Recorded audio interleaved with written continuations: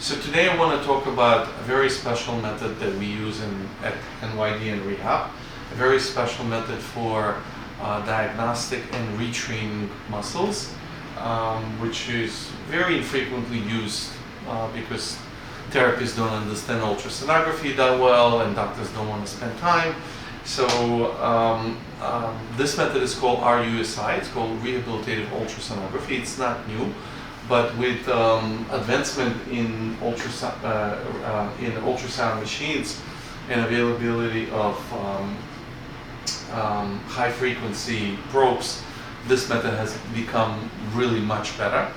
And a lot of people heard about core muscles and why they need core, and it's been in the media a lot, and it's in every magazine and every website, but patients rarely understand what core is, and the typical physical therapy treatment for core is too globalistic. So what does ultrasound do for us in this arena of core training and core diagnosis?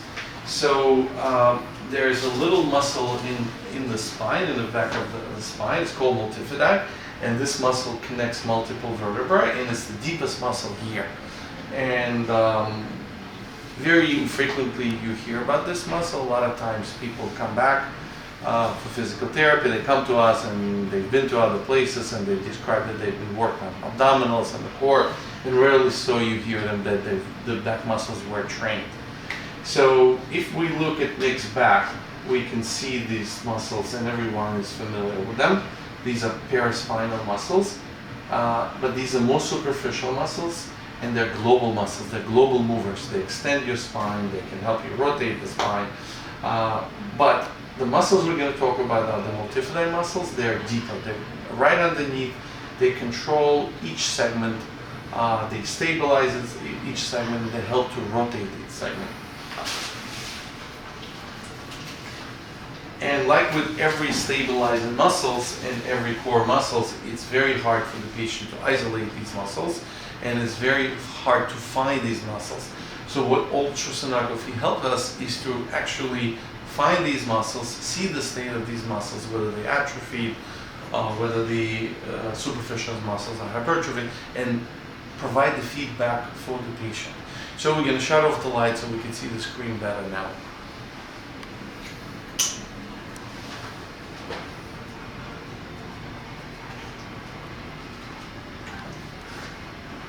So if I put the probe in the middle of his spine, I can see this black space, and this black space is a shadow because it's a bone, so you can see the top of the bone and everything below cannot be seen, so it's a shadow, and that's how ultrasound works.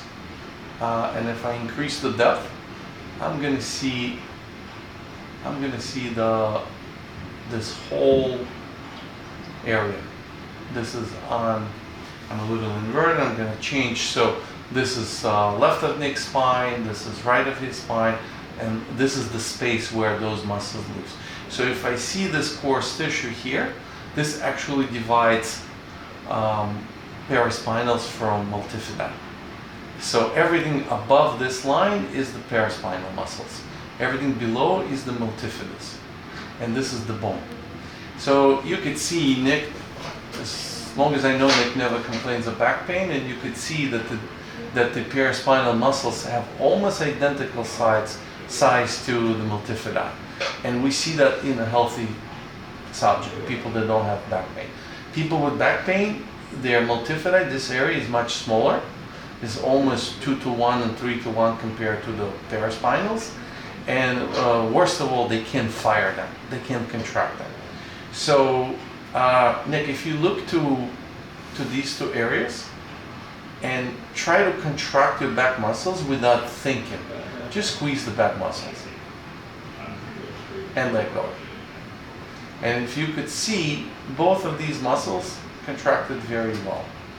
They contracted together. So the multifidus is the muscle that has sort of that low grade activity that maintains the stability, and it doesn't move much, it just holds.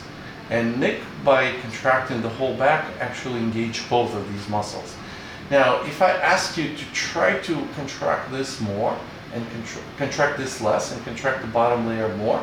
But before you do that, I want you to focus on bottom to the top contraction. So almost if you imagine you contracting something rather than actually moving something. Okay. Yeah? Do it again. And let go. You can see he can isolate this muscle.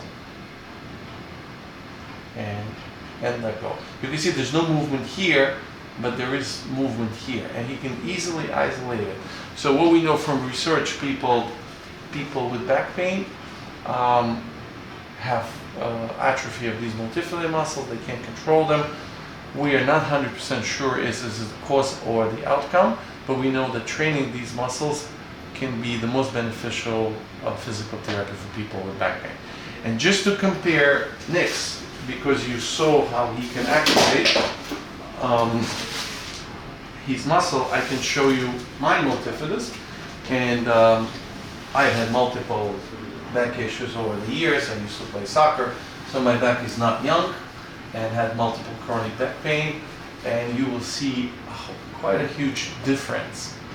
So I put the probe behind my back, and first of all, this coarse tissue is another interesting tissue we're going to talk about in maybe some other video. It's lumbar dorsal fascia, and you can see how huge it is. In Nick, we almost didn't see this. And look at my paraspinal muscles. You can barely see the division between, I'm going to increase. So you can barely see the division between these two muscles. Yeah. So, and this is the paraspinal, and this is the multifidus. First of all, the size of this multifidus is 3 times smaller or 2 times smaller than the paraspinal. If I try to contract, I could barely isolate one from another.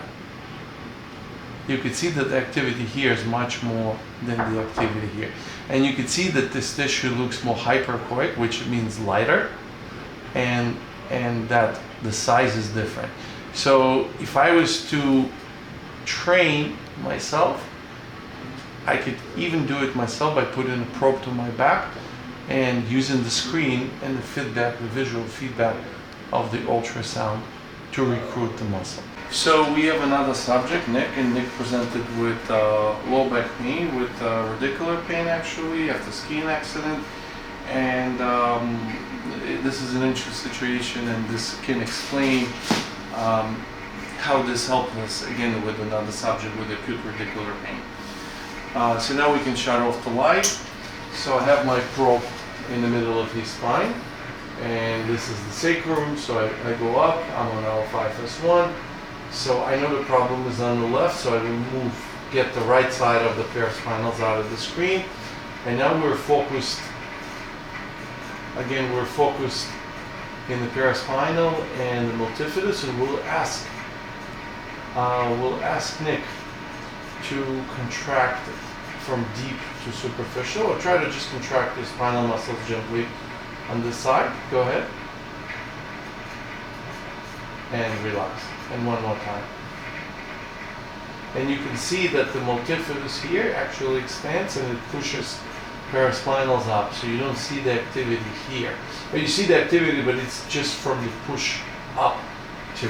And if I move up to L4, where he has these symptoms, so these radicular pain comes from this level, and I'll ask him to do the same thing, you will see that there's no activity here and he initiates here.